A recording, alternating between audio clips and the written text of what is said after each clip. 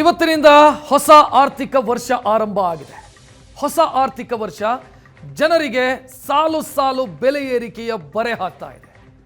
ಒಂದು ಕಡೆ ಯುದ್ಧದಿಂದಾಗಿ ಸೃಷ್ಟಿಯಾಗಿರುವಂಥ ಅತಂತ್ರ ಸ್ಥಿತಿ, ಮತ್ತೊಂದೆಡೆ ನಿಯಮಗಳಲ್ಲಿ ಬದಲಾವಣೆ ಮಾಡಿಕೊಂಡಿರೋದ್ರಿಂದ ಆಗ್ತಾ ಇರುವಂಥ ಬೆಲೆ ಏರಿಕೆ. ಇವತ್ತಿನಿಂದ ಜೇಬು ಗಟ್ಟಿಯಾಗಿದ್ರೆ ಮಾತ್ರ ಜೀವನ ಅನ್ನುವಂಥ ಸ್ಥಿತಿ. ಎಲ್ಲ ಸೆಕ್ಟರಲ್ಲೂ ಕೂಡ ದರ ಏರಿಕೆಯ ಬಿಸಿ ತಟ್ಟುತ್ತಾ ಇರೋದು. ಏಪ್ರಿಲ್ 1ರಿಂದ ಹಲವು ನಿಯಮಗಳು ಬದಲಾವಣೆಯಾಗಿದೆ. ಅದಕ್ಕೆ ಪೂರಕ ಅನ್ನುವಂತೆ ದರ ಏರಿಕೆಯಾಗ್ತಾ ಇದೆ. ಈಗ ಮತ್ತೊಂದು ಅಪ್ಡೇಟ್ ಸಿಗ್ತಾ ಇರೋದು, ವಾಣಿಜ್ಯ ಸಿಲಿಂಡರ್ ಬೆಲೆಯೂ ಕೂಡ ಇವತ್ತಿನಿಂದ ಜಾಸ್ತಿಯಾಗಿದೆ. 19 kg ಕಮರ್ಷಿಯಲ್ ಸಿಲಿಂಡರ್ನ ದರ ಇವತ್ತು 203 ರೂಪಾಯಿ ಜಾಸ್ತಿಯಾಗಿದೆ. ಅಂದ್ರೆ ಮಾರ್ಚ್ 1ರಂದು 144 ರೂಪಾಯಿ ಜಾಸ್ತಿಯಾಗಿತ್ತು. ಬೆಂಗಳೂರಿನ ಲೆಕ್ಕಾಚಾರ ನಾನು ಹೇಳ್ತಾ ಇರೋದು. ಇವತ್ತು 203 ರೂಪಾಯಿ ಜಾಸ್ತಿಯಾಗಿದೆ. ಅಂದ್ರೆ ಯುದ್ಧ ಶುರುವಾದ ನಂತರ ಕಮರ್ಷಿಯಲ್ ಗ್ಯಾಸ್ ಸಿಲಿಂಡರ್ನ ಬೆಲೆ 347 ರೂಪಾಯಿ ಜಾಸ್ತಿಯಾಗಿದೆ ಬೆಂಗಳೂರಿನಲ್ಲಿ. ಗೃಹ ಬಳಕೆ ಗ್ಯಾಸ್ ಸಿಲಿಂಡರ್ನ ದರ ಏರಿಕೆಯಾಗಿಲ್ಲ. ಇವತ್ತು ಮಾರ್ಚ್ನಲ್ಲಿ 60 ರೂಪಾಯಿ ಜಾಸ್ತಿಯಾಗಿತ್ತು. ಸದ್ಯ commercial gas cylinder 19 kg commercial gas ಸಿಲಿಂಡರ್ನ ಬೆಲೆ ಮಾರ್ಚ್ 1ರಿಂದ ಏಪ್ರಿಲ್ 1 ಇವತ್ತಿಗೆ ಕಂಪೇರ್ ಮಾಡಿದರೆ 347 ರೂಪಾಯಿ ಜಾಸ್ತಿ. ಇವತ್ತು 203 ರೂಪಾಯಿ ಜಾಸ್ತಿಯಾಗಿದೆ. ಅದನ್ನು ಸೇರಿಸಿದಂತೆ ರಾಷ್ಟ್ರ ರಾಜಧಾನಿ ದೆಹಲಿಯಲ್ಲಿ 194 ರೂಪಾಯಿ ಜಾಸ್ತಿಯಾಗಿದೆ. ಬೆಂಗಳೂರಲ್ಲಿ 203 ರೂಪಾಯಿ ಜಾಸ್ತಿಯಾಗಿದೆ. ಅಲ್ಲಿಗೆ ಜನವರಿಯಿಂದ ನಾವು ಲೆಕ್ಕ ಹಾಕಿದರೆ ಕಮರ್ಷಿಯಲ್ ಗ್ಯಾಸ್ ಸಿಲಿಂಡರ್ನ ರೇಟು 507 ರೂಪಾಯಿ ಜಾಸ್ತಿಯಾಗಿದೆ. ಜನವರಿಯಲ್ಲಿ 100, ಫೆಬ್ರವರಿಯಲ್ಲಿ 49 ರೂಪಾಯಿ 50 ಪೈಸೆ, ಮಾರ್ಚ್ನಲ್ಲಿ 144 ರೂಪಾಯಿ, ಈಗ ಇವತ್ತು ಜಾಸ್ತಿಯಾಗಿರೋದು 203 ರೂಪಾಯಿ. ಟೋಟಲ್ಲು ಜನವರಿಯಿಂದ ಜಾಸ್ತಿಯಾಗಿರೋದು ಕಮರ್ಷಿಯಲ್ ಗ್ಯಾಸ್ ಸಿಲಿಂಡರ್ಗೆ 507 ರೂಪಾಯಿ ಅಂದಾಜು, ಅಷ್ಟು ಜಾಸ್ತಿಯಾಗಿದೆ. ಡೊಮೆಸ್ಟಿಕ್ ಗೃಹ ಬಳಕೆಯ ಗ್ಯಾಸ್ ಸಿಲಿಂಡರು 14 kgಯದ್ದು ಮೊನ್ನೆ ಮಾರ್ಚ್ನಲ್ಲಿ ಜಾಸ್ತಿ ಮಾಡಿದ 60 ರೂಪಾಯಿ, ಇವತ್ತು ಜಾಸ್ತಿ ಆಗಿಲ್ಲ. ಇವತ್ತಿಗೆ ಅನ್ವಯ ಆಗೋ ರೀತಿಯಲ್ಲಿ ಜಾಸ್ತಿ ಮಾಡಿಲ್ಲ. ಸೊ ಗೃಹ ಬಳಕೆ ಗ್ಯಾಸ್ ಬಳಕೆದಾರರಿಗೆ ಯಾವುದೇ ಸಮಸ್ಯೆ ಆಗಿಲ್ಲ. ಇವತ್ತು ಕಮರ್ಷಿಯಲ್ ಗ್ಯಾಸ್ ಸಿಲಿಂಡರ್ 203 ರೂಪಾಯಿ ಬೆಂಗಳೂರಿನಲ್ಲಿ ಜಾಸ್ತಿ ಆಗಿದೆ. ಒಂದು ಕಡೆ ಗ್ಯಾಸೇ ಸಿಗ್ತಿಲ್ಲ ಅಂತ ಹೋಟೆಲ್ ಮಾಲಕರು ಒದ್ದಾಡ್ತಾ ಇದ್ರೆ, ಮತ್ತೊಂದು ಕಡೆ ಗ್ಯಾಸ್ನ ರೇಟು ಕೂಡ ಜಾಸ್ತಿ ಆಗ್ತಾ ಇರೋದು. ಮಧ್ಯಪ್ರಾಚ್ಯದ ಯುದ್ಧದ ಪರಿಣಾಮ LPG ಪೂರೈಕೆಯಲ್ಲೇ ಪ್ರಾಬ್ಲಮ್ ಆಗ್ತಾ ಇದೆ. LPG ಹೊತ್ತಂತ ಹಡಗುಗಳು ಸೀಮಿತ ಪ್ರಮಾಣದಲ್ಲಿ ಭಾರತವನ್ನು ತಲುಪ್ತಾ ಇರೋದು. ಅಂದ್ರೆ ನಮ್ಮ ಅವಶ್ಯಕತೆಗೆ ಬೇಕಾದಷ್ಟು ಹಡಗುಗಳು ಬರ್ತಾ ಇಲ್ಲ. ಈಗ ಅನಿವಾರ್ಯವಾಗಿ ಗ್ಯಾಸ್ನ ದರವೂ ಕೂಡ ಜಾಸ್ತಿ ಆಗ್ತಾ ಇದೆ.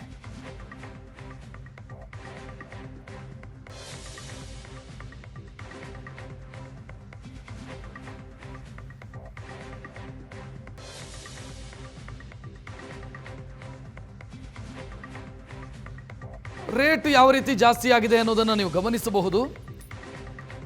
ಮಾರ್ಚ್ನಲ್ಲಿ 144 ರೂಪಾಯಿ ಮತ್ತು ಏಪ್ರಿಲ್ ಇವತ್ತಿನಿಂದ ಜಾರಿಯಾಗೋ ರೀತಿಯಲ್ಲಿ 203 ರೂಪಾಯಿ, 347ರಷ್ಟು ಜಾಸ್ತಿ ಆಗಿದೆ ಬೆಂಗಳೂರಿನ ದರ ಹೇಳಬೇಕು ಅಂತಾದರೆ.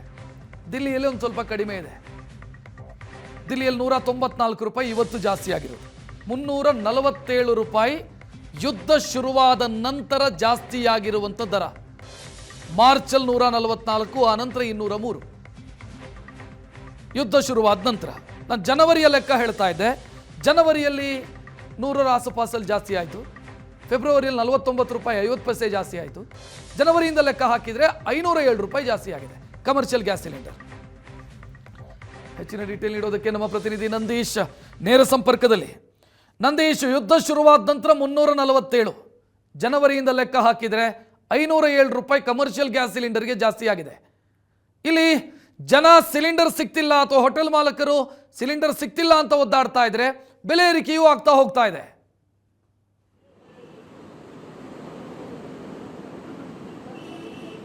ರಕ್ಷತ್, ಏನಂತಂದರೆ ಕಳೆದ 6 ತಿಂಗಳಲ್ಲಿ 4 ಬಾರಿ LPG gas cylinder, commercial gas cylinder 19 kg ಏನಿದೆ ಅದು ಬೆಲೆ ಏರಿಕೆ ಆಗಿರುವಂಥದ್ದು. ಅಂದರೆ ಯುದ್ಧ ಶುರುವಾದ ನಂತರ ಸಾಕಷ್ಟು ಬೆಲೆ ಏರಿಕೆ ಆಗ್ತಾ ಇರುವಂಥದ್ದು. ಇದರ ಮಧ್ಯೆ ಗ್ಯಾಸ್ಗಳು ಸಿಗ್ತಾ ಇಲ್ಲ ಅನ್ನುವಂಥ ಒಂದು ಮಾತು ಕೂಡ ಈಗ ಸಾಕಷ್ಟು ಅಸಮಾಧಾನವನ್ನು ಹೋಟೆಲ್ ಮಾಲೀಕರು ವ್ಯಕ್ತಪಡಿಸಿದರು. ಕೇಂದ್ರ ಸರ್ಕಾರ ಪ್ರಧಾನಿ ನರೇಂದ್ರ ಮೋದಿ ಅವರಿಗೂ ಕೂಡ ಪತ್ರವನ್ನು ಬರೆಯಲಾಗಿತ್ತು. ಯಾಕೆಂದರೆ ಗ್ಯಾಸ್ ಪೂರೈಕೆಯಲ್ಲಿ ಸಾಕಷ್ಟು ವ್ಯತ್ಯಯ ಆಗ್ತಾ ಇದೆ. ಹೀಗಾಗಿ ಹೋಟೆಲನ್ನೇ ನಂಬ್ಕೊಂಡಿರುವಂತಹ ಮಧ್ಯಮ ವರ್ಗದ ಜನರು, ಸಾಕಷ್ಟು ಜನರು, ಲಕ್ಷಾಂತರ ಜನರು ಹೋಟೆಲ್ನೇ ನಂಬ್ಕೊಂಡು ಕಾಫಿ ತಿಂಡಿ ಹೋಟೆಲ್ಗೆ ಬರ್ತಾರೆ. ಹೀಗಾಗಿ ಅವರಿಗೆ ಊಟವನ್ನು ಒದಗಿಸೋದಕ್ಕೆ ಸಾಕಷ್ಟು ಸಮಸ್ಯೆ ಆಗ್ತಾ ಇದೆ, ಗ್ಯಾಸ್ ಸಿಗ್ತಾ ಇಲ್ಲ. ಇದ್ರ ಮಧ್ಯೆ ಈಗ ಗ್ಯಾಸ್ ಬೆಲೆ ಏರಿಕೆ ಆಗ್ತಾ ಇರುವಂಥದ್ದು. ಇಂದಿನಿಂದ ದೇಶಾದ್ಯಂತ LPG gas, commercial gas cylinder ಬೆಲೆ ಏರಿಕೆ ಸಾಕಷ್ಟು ದುಬಾರಿ ಆಗ್ತಾ ಇದೆ. ಹೀಗಾಗಿ ಜನಸಾಮಾನ್ಯರಿಗೆ ಸಾಕಷ್ಟು ಇದರಿಂದ ಹೊಡೆತ ಬೀಳುವುದಂತೂ ಗ್ಯಾರಂಟಿ ಆಗಿರುವಂಥದ್ದು. ಯಾಕೆಂತಂದ್ರೆ ಎಲ್ಲ ಸೆಕ್ಟರ್ಗಳಿಗೂ ಕೂಡ ಬೆಲೆ ಏರಿಕೆ ಆಗ್ತಾ ಇರುವಂಥದ್ದು. ಈಗ LPG ಸಿಲಿಂಡರ್, ಕಮರ್ಷಿಯಲ್ ಇದರಲ್ಲೂ ಕೂಡ ಜಾಸ್ತಿ ಆಗ್ತಾ ಇರುವಂಥದ್ದು. ನಮ್ಮ ಜೊತೆಗೆ ಮಾತನಾಡೋದಕ್ಕೆ ಹೋಟೆಲ್ ಮಾಲೀಕರ ಸಂಘದ ಜಂಟಿ ಕಾರ್ಯದರ್ಶಿ ಆಗಿರುವಂತಹ ಕೃಷ್ಣರಾಜು ಅವರಿದ್ದಾರೆ. ಬನ್ನಿ ಕೇಳೋಣ. ಸರ್, ಈಗಾಗಲೇ ಗ್ಯಾಸ್ ಸಿಗ್ತಾ ಇಲ್ಲ ಒಂದು ಕಡೆ, ಈಗ ಕಮರ್ಷಿಯಲ್ ಗ್ಯಾಸ್ ಬೆಲೆ ಏರಿಕೆ ಆಗ್ತಾ ಇದೆ, ಇದ್ರ ಬಗ್ಗೆ ತಮ್ಮ ರಿಯಾಕ್ಷನ್? ನೋಡಿ, ಕಳೆದ 6 ತಿಂಗಳಿಂದ ಈ ಬೆಲೆ ಹೆಚ್ಚಳ, ಗ್ಯಾಸು ಪ್ರತಿ ತಿಂಗಳು 100 ರೂಪಾಯಿ ಈ ರೀತಿ ಹೆಚ್ಚುವರಿಯಾಗಿ ಇವತ್ತು 2161 ರೂಪಾಯಿ ಕೊಡುವಂಥ ಪರಿಸ್ಥಿತಿ ಇದೆ.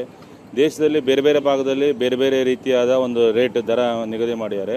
ನಮ್ಮಲ್ಲಿ ಹೆಚ್ಚಂತಲೇ ಹೇಳ್ಬೋದು. ಈ ಕಳೆದ ಮಾರ್ಚ್ 1ರಲ್ಲಿ 1841 ಸಿಲಿಂಡ್ರ್ ಇವತ್ತು 2161, ಅಂದರೆ 365 ರೂಪಾಯಿ ಹೆಚ್ಚುವರಿಯಾಗಿ ಇವತ್ತಿಂದ ಕೊಡಬೇಕಾಗತ್ತೆ. ಅಂದರೆ 5 ಸಿಲಿಂಡರ್ ತೊಗೊಂಡ್ರೆ 1500 ರೂಪಾಯಿ ಹೆಚ್ಚುವರಿಯಾಗಿ ಎತ್ತಿಡಬೇಕಾಗತ್ತೆ.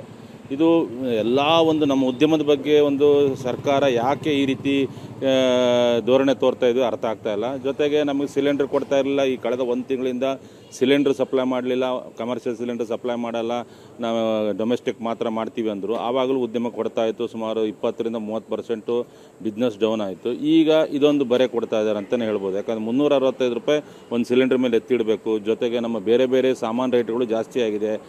ಈ ಅನಿಲ ಅಭಾವದಿಂದ, ಪೆಟ್ರೋಲ್ ಡೀಸೆಲ್ ಅಭಾವದಿಂದ ಅದು ಜಾಸ್ತಿ ಆಗಿದೆ. ಹೆಚ್ಚುವರಿಯಾಗಿ ನಾವು ಪ್ರತಿನಿತ್ಯ 5,000 ರೂಪಾಯಿ ಎತ್ತಿಡುವಂಥ ಒಂದು ಪರಿಸ್ಥಿತಿ ಇವತ್ತು ನಮ್ಮ ಹೋಟೆಲ್ ಉದ್ಯಮಕ್ಕೆ ಬಂದಿದೆ ಅಂತಲೇ ಹೇಳ್ಬೋದು. ಇದು ಯಾವಾಗಿಂದ ನಿಮಗೆ ಈ ರೀತಿ ಬೆಲೆ ಹೊಡೆತ ಬಿದ್ದಿರುವಂಥದ್ದು? ಈ LPG ಸಿಲಿಂಡರ್ ಬೆಲೆ ಏನು ಏರಿಕೆ ಆದ ನಂತರ ನೀವು 5,000 ರೂಪಾಯಿ ಎತ್ತಿಡಬೇಕಂತ ಹೇಳ್ತಾ ಇದ್ದೀರಿ. ಇದು ಯಾವಾಗಿಂದ ನಿಮಗೆ ಹೊಡೆತ ಬೀಳ್ತಾ ಇದೆ?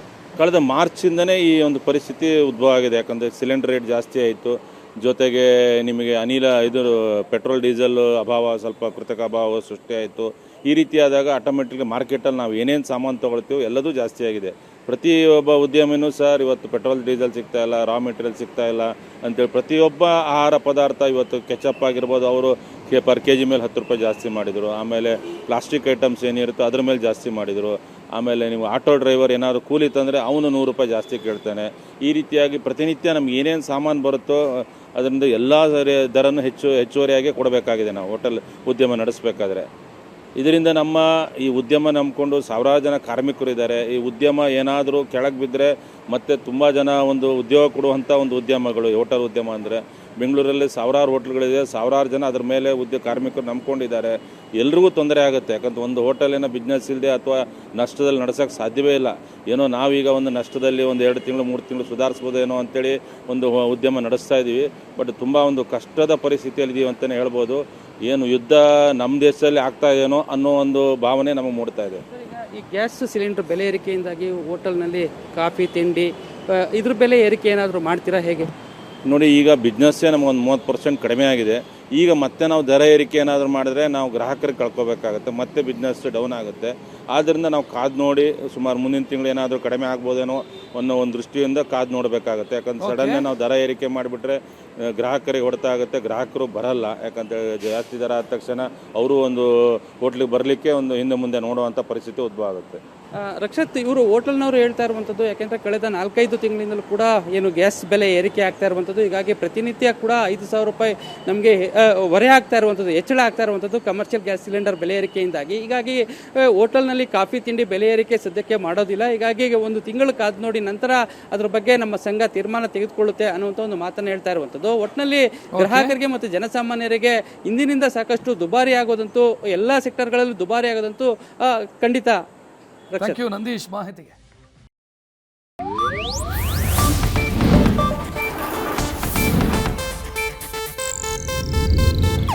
ಇದು ಏಷ್ಯಾನೆಟ್ ನ್ಯೂಸ್ ನೆಟ್ವರ್ಕ್ ಪ್ರಸ್ತುತಿ.